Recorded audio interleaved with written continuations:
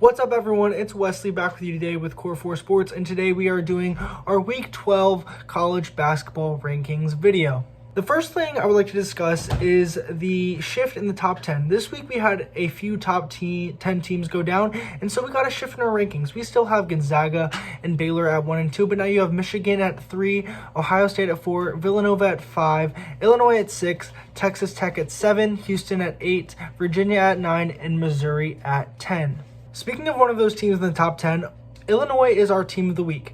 Illinois beat two really good teams in Indiana, who then went on to beat Iowa, and Wisconsin, who was a top 25 team, and beat Wisconsin by 15. Ayo Dosunmu had a triple-double against Wisconsin, and Illinois looked like a team to beat in the Big Ten come March time.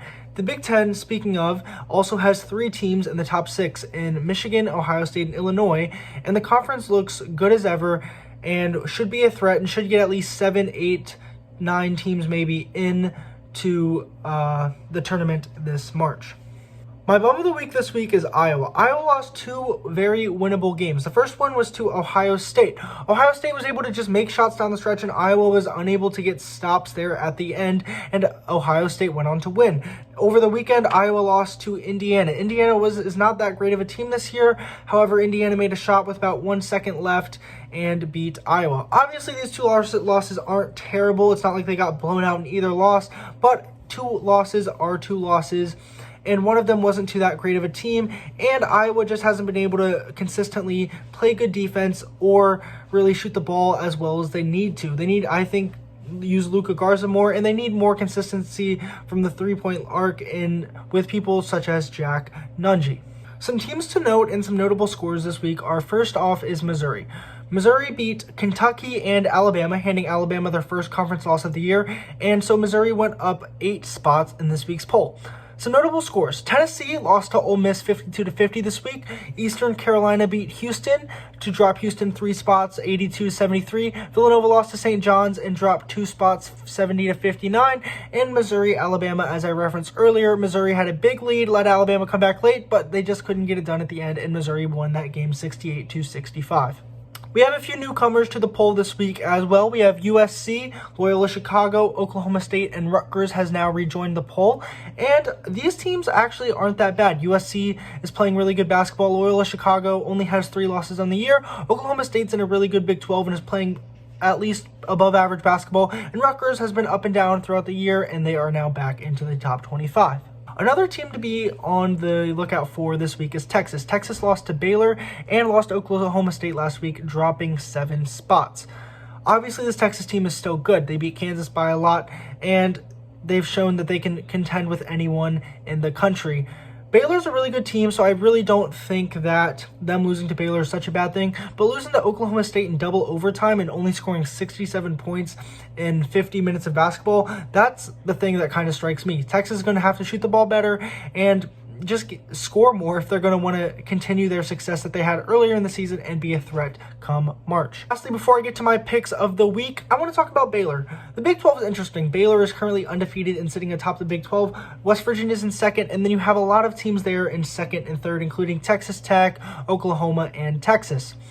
Baylor, however, was supposed to have a lot of games the next couple of weeks. They were supposed to play West Virginia twice next week, play Texas, play Oklahoma this week, but they have all been postponed. Baylor is having a little bit of a COVID issue down there in Waco, and they've had 5 games postponed so far.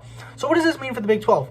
Right now, the Big 12 has a week between the end of their current scheduled regular season and the conference tournament that I expect will be filled with games for all teams to try and make up and play all of their conference games, But there's going to come a point in time where scheduling just won't be easy enough, and so I think you're going to have to start seeing some of these games rescheduled during the weeks ahead before we get to that last week of the regular season.